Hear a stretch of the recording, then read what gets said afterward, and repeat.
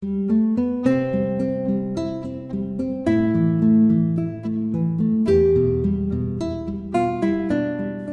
আলাইকুম স্যার, কেমন আছেন? ওয়ালাইকুম আসসালাম। আলহামদুলিল্লাহ ভালো।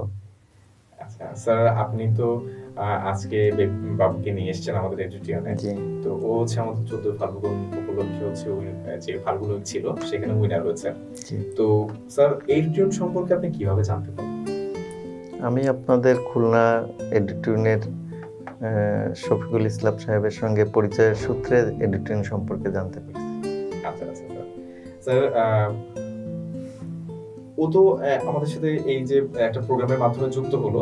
জি। তো কোন কোর্সে এডিটিয়নের সাথে কোন কোর্সে যুক্ত না হয়েও ও যে আসলে কম্পিটিশনে জিতলো, এই বিষয়টা আপনার কাছে কেমন লেগেছে?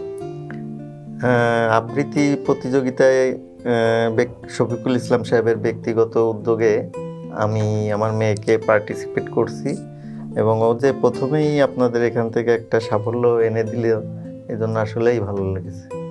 স্যার এডিটিয়নে স্কিল ডেভেলপমেন্টের পাশাপাশি এই যে এক্সট্রা কারিকুলাম অ্যাক্টিভিটিসটা এডিটিয়ন করছে, এটা আপনার কাছে কেমন লাগছে? আসলে এডিটিং সম্পর্কে আমার এর আগে কোনো ধারণাই ছিল না যে এত ব্যাপক কাজ তারা সামাজিকভাবে করে। যখন জানতে পারছি এখন আমি দেখলাম যে আসলে অনেক বড় আকারে তারা সমাজের জন্য কাজ করতেছে। এইভাবে কাজ করলে আমাদের দেশ এবং সন্তানদের জন্য অনেক মঙ্গল হবে। অসংখ্য ধন্যবাদ স্যার।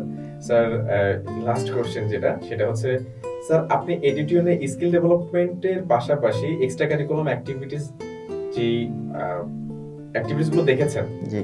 তো এটা আপনার সন্তানের ভবিষ্যতের জন্য আপনি কি মনে করেন? এডিটিয়নের যে স্কিল ডেভেলপমেন্টের যে কোর্সগুলো আছে সেটা আপনি কিভাবে দেখছেন?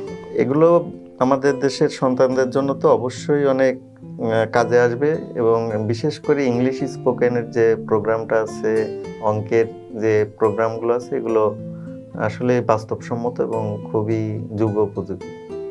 অসংখ্য ধন্যবাদ স্যার। স্যার শেষ যেটা জানার ছিল সেটা হচ্ছে স্যার স্কিল ডেভেলপমেন্টের পাশাপাশি এক্সট্রা কারিকুলাম অ্যাক্টিভিটিস সহ আমরা যে এডিটিয়ন প্রোগ্রামগুলো অ্যারেঞ্জ করছি এবং যে কোর্সগুলো নিয়ে কাজ করছি, বাংলাদেশের অসংখ্য যে 4 থেকে 14 বছর ছোট্ট সোনামণিরা রয়েছে তাদেরকে কি আপনি এডিটিয়ন সাজেস্ট করেন? হ্যাঁ, অবশ্যই করি। আপনাদের প্রত্যেকটা প্রোগ্রামই যুগোপযোগী।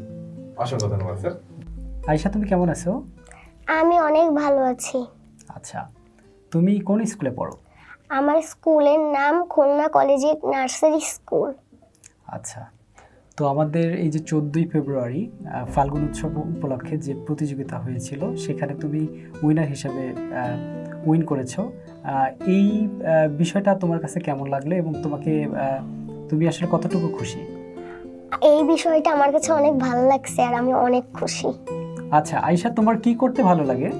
আমার পড়াশোনা করতে ভালো লাগে, খেলতে ভালো লাগে, অনেক কিছু। আচ্ছা আয়েশা, তুমি যে কবিতাটা আমাদের প্রেজেন্ট করছিলা সেই কবিতা কি তুমি আমাদের আরেকবার শোনাতে পারবা? হ্যাঁ, আবৃত্তি করছি কবি বিমল গুহর কবিতা 21 মানে। ছোট্ট মুমু প্রশ্ন করে 21 মানে কি? হারা পাতের পৃষ্ঠা খুলে তখন বলেছি 21 হলো 3 ও 7-এর নামটা গুনে রাখা, কিংবা তোমার রং তুলিতে ভোরের সূর্য আঁকা। সূর্যটাকে আঁকতে গিয়ে রং পড়েছে ঢেলে, সেই সকালের আকাশটা যে রঙের হোলি খেলে। রং বলো কি বুকের তাজা রক্তে রাঙা লাল, আকাশ বাতাস উঠল কেঁপে 52 উত্তাল। মায়ের ভাষা বলতে গিয়ে হঠাৎ কাঁপে বুক, আকাশ থেকে শকুন দেখি ছাপতে ধরে মুখ। শকুন তারাও উঠল দাবি, ছড়ল তাজা প্রাণ। এই সে 21 কাক ডাকা ভোর, প্রভাত ফেরির গান। এই সে 21 কাক ডাকা ভোর, প্রভাত ফেরির গান। ধন্যবাদ।